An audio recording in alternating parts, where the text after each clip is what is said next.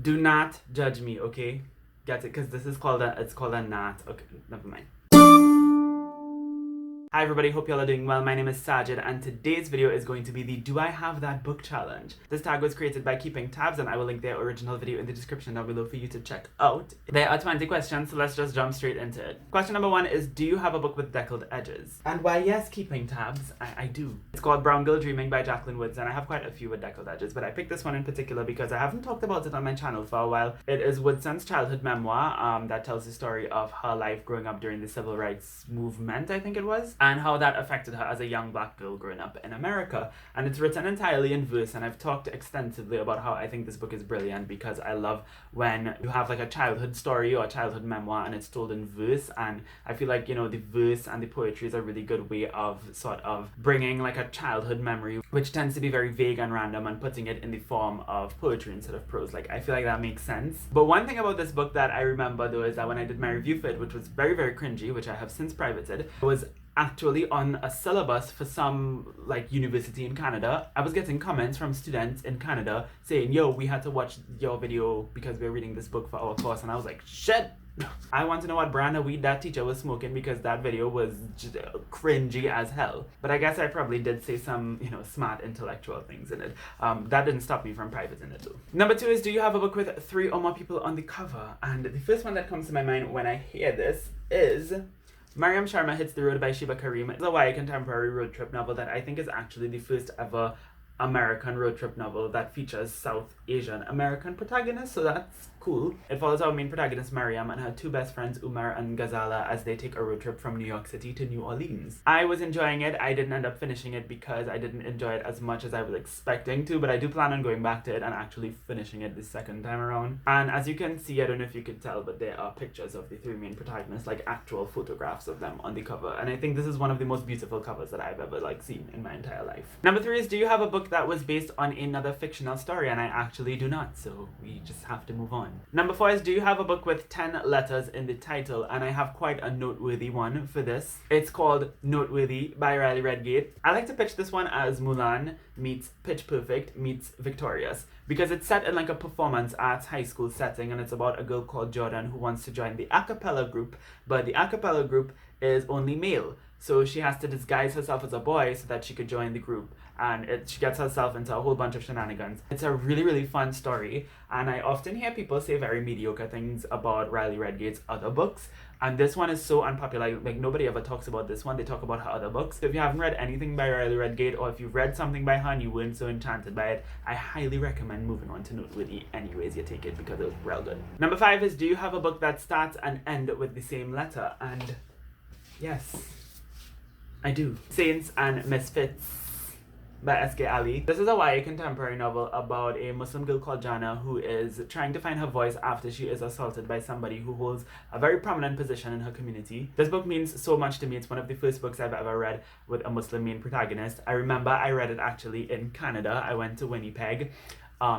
Yeah, Winnipeg, I know. Spent a couple days in a town like on the outskirts of Winnipeg called Pinawa. I don't know if you ever heard of it. My uncle lives there, and I was in like their guest room, and there was literally nothing to do because the town there's nothing to do there. It's boring as hell. So I just basically sat down and read this book all day, and it was fun. It was amazing. Number 6 is, do you have a mass market paperback? And I have one right here. It's called Bad Feminist by Roxana Ally. I used to have like the bigger version, but I lensed out a lot and it got beat out, so I ended up buying this cute limited edition, and I adore it. This is one of my favorite non-fiction books. Granted, I did read it like about 4 years ago. My thoughts might be different if I reread it now, but basically this is Roxana Ally critiquing a bunch of pop culture and politics stuff from a feminist perspective, from a black queer feminist perspective, and it was brilliant. Question number 7 is, do you have a book written by an author using a pen name? I actually do not, unfortunately. Question number 8 is, do you have a book with the character's name in the title? And of course I need to use this opportunity to plug one of my faves, The Love and Lies of Roxana Ally by Sabina Khan, and I even have like a bookmark to my...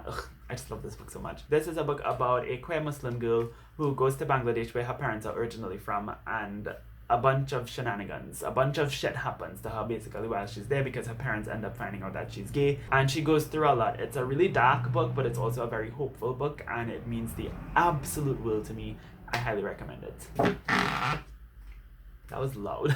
Number 9 is, do you have a book with 2 or more maps in it? I do. This is a book I didn't finish because I wasn't really enjoying it all that much, unfortunately. But it is an Ember in the Ashes by Sabat Tahir. And we first have this map here of the general land where they live. And then we have a map in the back of the, like, I don't know, the compound that they live on, I guess. The training area where they train the soldiers. Y'all know, if you read the book, you know what I'm talking about. Number 10 is, do you have a book that was turned into a TV show? I don't have that book. Number 11 is, do you have a book that was written by someone who was originally famous for something else? Yes, I do. In the Country We Love by Diane Guerrero, she is known for her roles in Orange is the New Black and Jane the Virgin, and more stuff by now, I guess. But back when she wrote this book, I think it was only those 2 shows she was in. Either way, I freaking love this book. I listened to it on audio. It is a really, really interesting memoir of her life growing up without her parents after they were deported back to Colombia, where they originally came from. It was a really good expose on the immigration system in America, and I highly recommend it. And I highly recommend the audiobook particularly. Number 12 is, do you have a book with a clock on the cover? I don't think so. I looked and I could not find any. Number 13 is, do you have a poetry book? I had one on my shelves, but I lent it out to a friend, and I have a couple other books written in verse, like The Poet X, and this one, Jason Reynolds, Long Way Down. Really like this. It's set on an elevator in the span of 1 minute, y'all. It was brilliant. Number 14 is, do you have a book with an award stamp on the cover? I literally just showed you this, which has like 4. But instead of this one, I'll go with a more unconventional one, which is The Art of White and Roses by Viviana Prado Nunez. This book is set in Cuba in the 1950s, and it's following a girl called Adela Santiago, who is dealing with the consequences of imperialism and revolution in her society, and the effects that that has on her family and her neighborhood, and it has like this huge mystery to it as well. I really, really enjoyed it. But it won the Codebird Award for Caribbean Young Adult Literature in 2017, so it has an award stamp. Number 15 is, do you have a book written by an author with the same initials as you? And the closest one that I could think of for this is Persepolis by Marjane Satrapi. Now, my initials are actually MSH because Saajid, fun fact, is actually my middle name. My first name is really Muhammad. I don't go by Muhammad because I don't go by it. So I go by my middle name, Saajid. So my name is Muhammad Saajid Hussain, MSH, and she's MS. Marjane Satrapi. I couldn't find anybody with a closer initial to mine. This is a graphic memoir that she wrote about her life growing up in Iran during the time of the Islamic Revolution. I remember enjoying this one. I don't know if I would think differently now because it's been like 4 years. I don't know if I'm being correct, but I do recall seeing some things that the author might have said that I might have disagreed with, but I can't remember if it was her or maybe somebody else, but just putting that out there in case. Number 16 is, do you have a book of short stories? And yes, I don't even have to look to grab it off the shelf. In the Country by Mia Alvar. This is a collection of short stories that focus on the Filipino experience set both in the Philippines and in the diaspora. It was really amazing. If you like short stories in the vein of The Thing Around Your Neck or How to Love a Jamaican, you will definitely like this one. Number 17 is, do you have a book between 500 and 501 pages? And God, I went on the wrong shelf. Yes, it is The Gentleman's Guide to Vice and Virtue by Mackenzie Lee. This is 501 pages long, and it was really good. Ow. It was really good. I enjoyed it. It is about a boy called Monty who goes on this road trip throughout Europe in the 1700s with his best friend Percy, who he's in love with, by the way. So we have a queer romance going on there, and his younger sister Felicity. It was amazing. It was satirical. It was hilarious. I highly recommend it. Number 18 is, do you have a book that was turned into a movie? I do, yes, but I will go with a book that has not yet been turned into a movie, but that is set to be turned into a movie, and that is A Very Large Expansive Sea by Tahira Mafi. This is my favorite young adult book of all time. It's set in 2002, and it's about a Muslim American girl called Shireen who is dealing with the consequences of 9/11 and the effects that that has left on Muslims in America, particularly in the context of a high school romance. It was amazing. I have a whole video talking about why I think it's brilliant and better than anybody else's faves. No matter what you can say, like, you can't contradict me because I spoke nothing but facts. You know, it's not a matter of opinion, so that's okay if you disagree, but it's fine, it's good, it's okay to be in denial. But yeah, it's one of my faves, and Tahira Mafi recently announced on her Instagram that it's going to be made into a movie. So I'm very happy for her, I'm very happy for the book, and I'm very happy for me. Oh, my taste in literature is impeccable. Number 19 is, do you have a graphic novel? I don't. I just have one graphic memoir, Persepolis, which I just showed you. Number 20 is, do you have a book that was written by 2 or more authors? Yes, I do. I have What If It's Us by Adam Silvera and Becky Albertalli.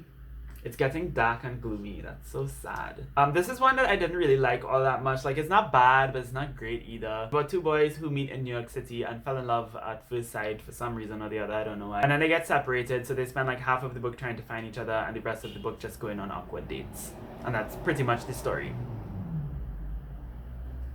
If it sounds interesting to you, read it. I personally wouldn't really recommend it. Anyways, that's going to be it for this video. In the comments down below, I'd love to know if you've read any of these books and you have any thoughts on them. Thank you all ever so much for watching. I hope you have a lovely, lovely day, and until next time, inshallah, keep reading.